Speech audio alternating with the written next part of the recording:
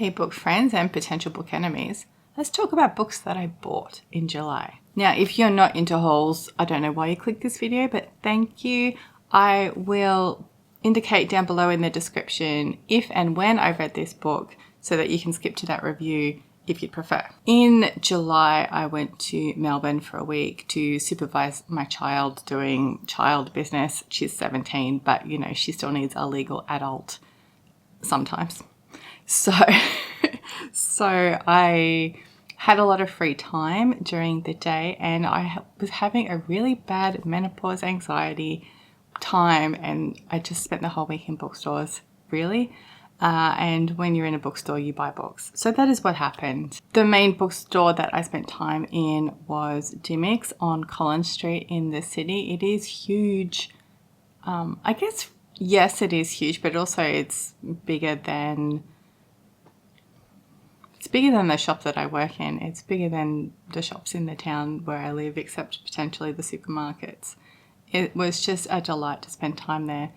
And I spent many hours looking at the books. But the first book that I picked up to actually purchase was Stanisław The Star Diaries. This was recommended to me by Luke, who slid into my DMs and said, read this. And that's all the influencing that I need. So I picked it up. And you can see that I started it, and then I got bored and I DNF'd it. But of course that was July. It's currently September, so I'm thinking I'm in the mood to finish it. So I've un-DNF'd it, and it's technically on a pause, and we'll see if I read it. This one is translated by Michael Kandel from Polish, and the blurb says, "The cosmic voyages of space traveller Ion Tichy take him on strange adventures in a vast stellar wilderness, encountering clones, crazed mutinous robots, and tiny beings, meeting his future self in a time loop and avoiding interplanetary diplomatic incidents, and dealing with an orbiting piece of beef sirloin." I haven't hit that one yet. Playful, absurd, irreverent, and philosophical, the Star Diaries hold a satirical mirror up to humanity to examine freedom, technology, and existence itself. It also got wet, so it's got some crinkly page situation going on there.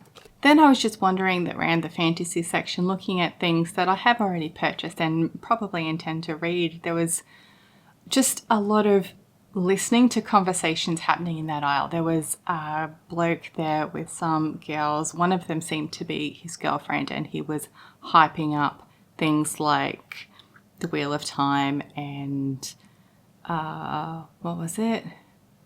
The second lot of Miss Bond books, the Wax and Wane books. And I didn't interrupt, but definitely what he was saying was a boy trying to impress a girl.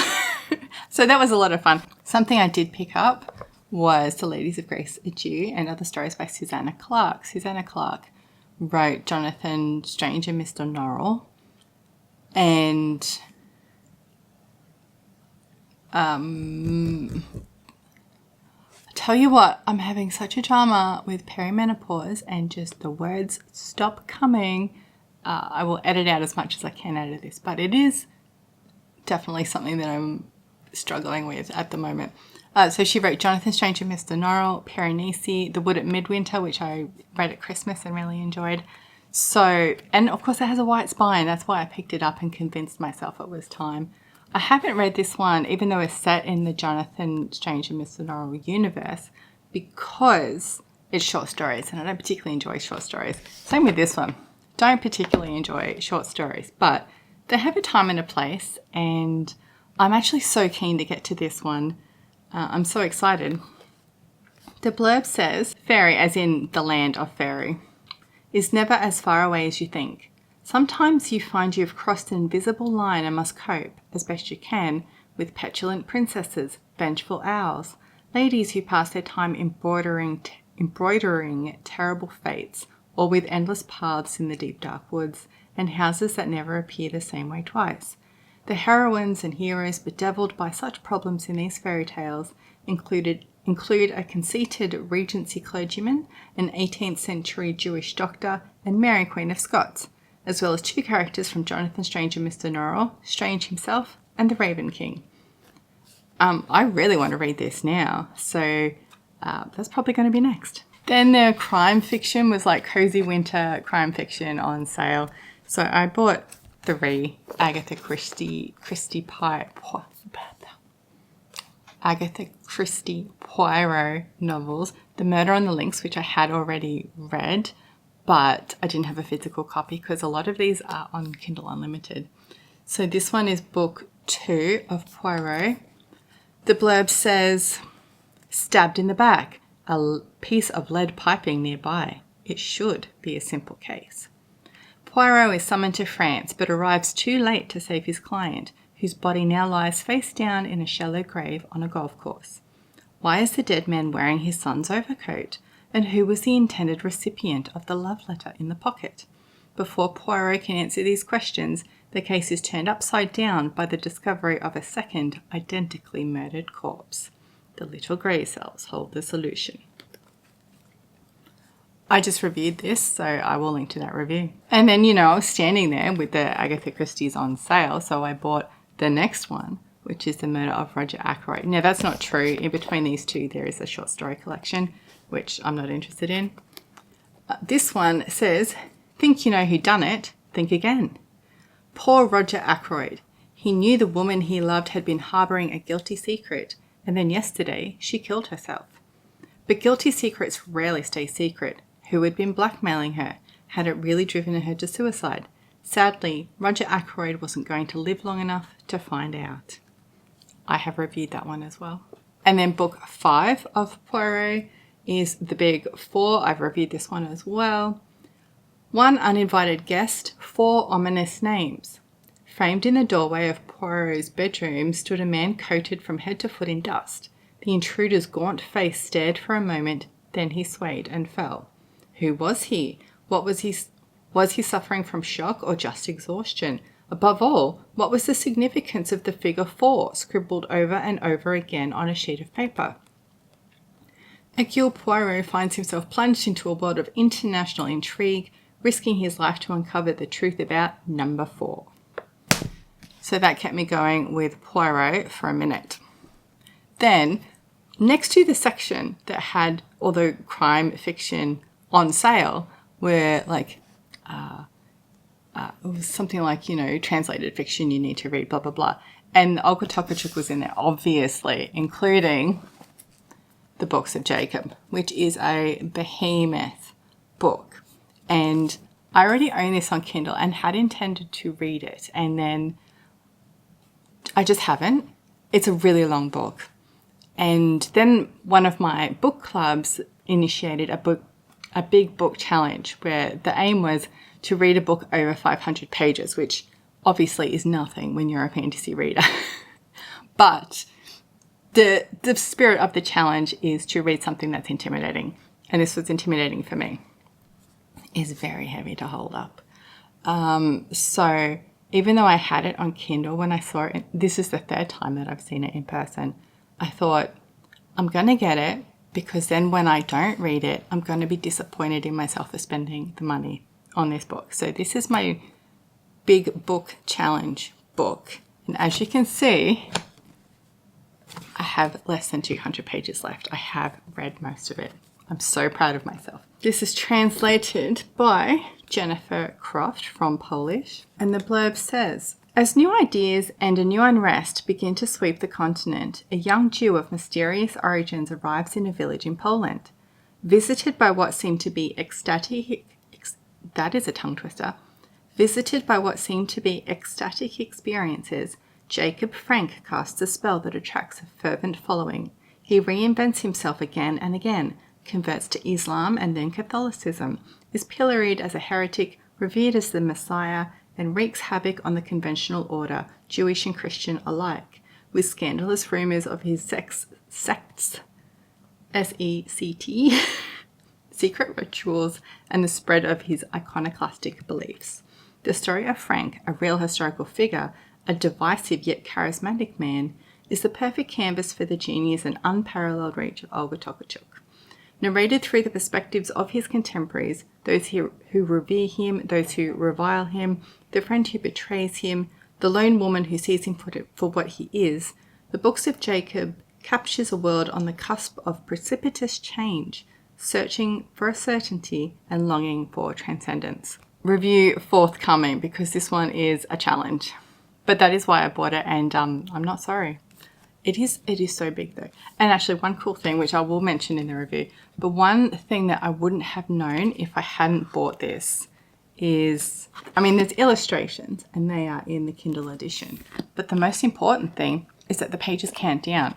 So the first page is 900, in this edition is 961. And then it counts backwards. So the last page is number 1. And of course that has implications in the text and in your interpretation of the text.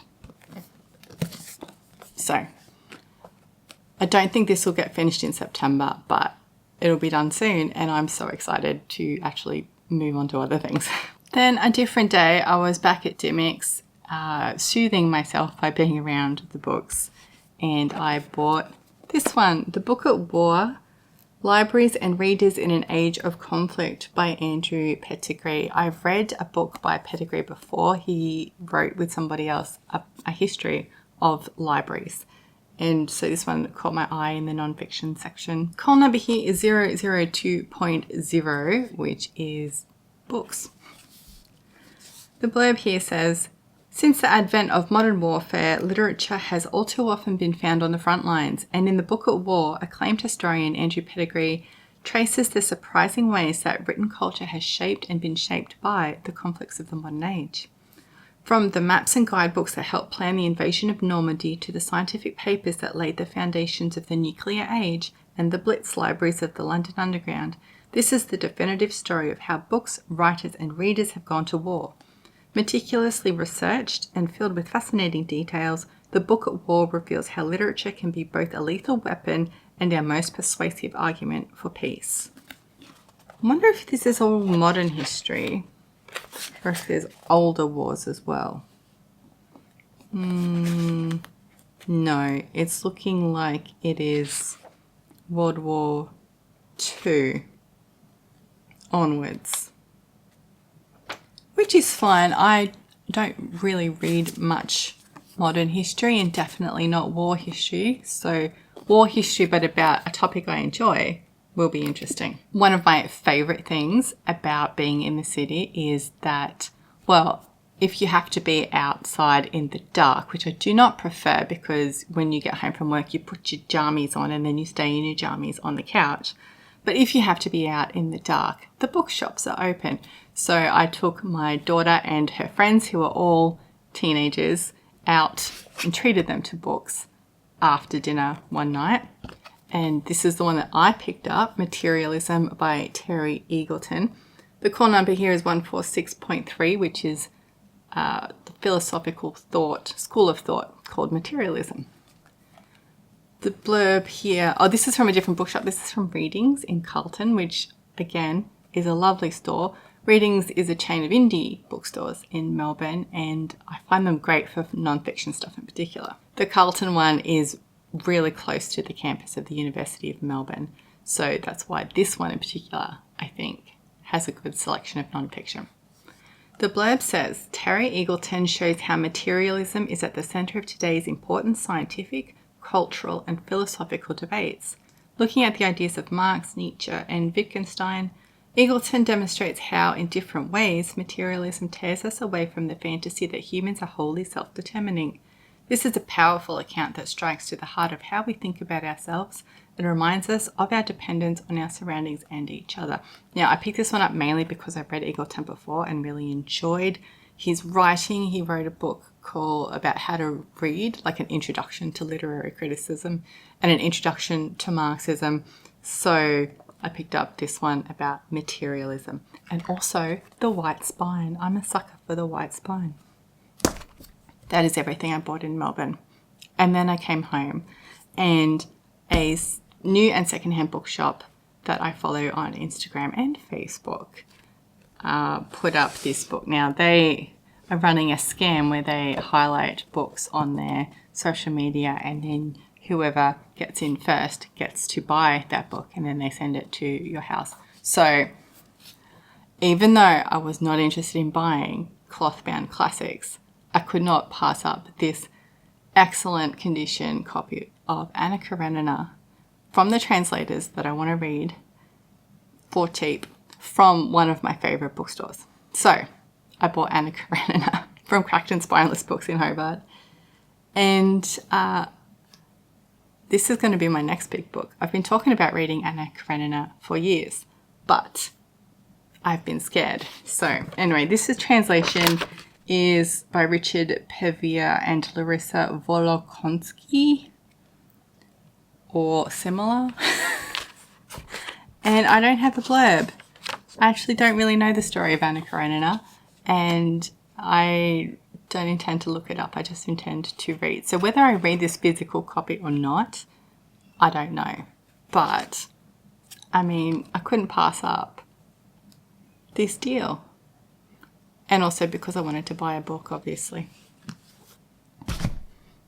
That is the haul. I have read Materialism. I have nearly read the books of Jacob. I have read the Poirots and reviewed them. I have halfway read, actually a bit more than halfway, The Lem. So that's not bad because I do intend to read the books that I buy, even if I don't get to it straight away.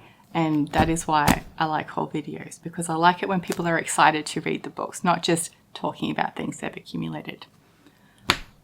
I will be back with another video about books at some point, and I will see you then.